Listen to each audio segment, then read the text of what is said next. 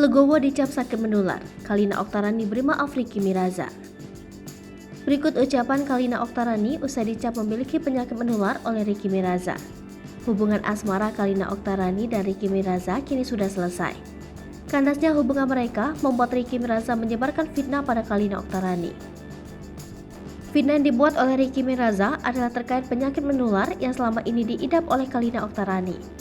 Kalina Oktarani yang mengetahui difitnah oleh mantan kekasih pun meradang hingga akhirnya klarifikasi.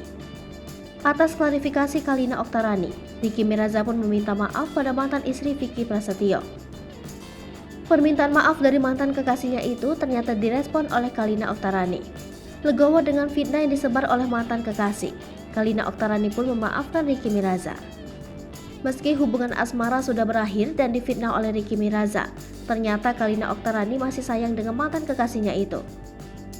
Namun, baik Kalina Oktarani dan Ricky Miraza saling introspeksi diri. Kini Kalina Oktarani dan Ricky Miraza pun sudah berdamai. Diketahui sebelumnya, Ricky Miraza memfitnah Kalina Oktarani melalui unggahan instastory akun Instagram pribadinya.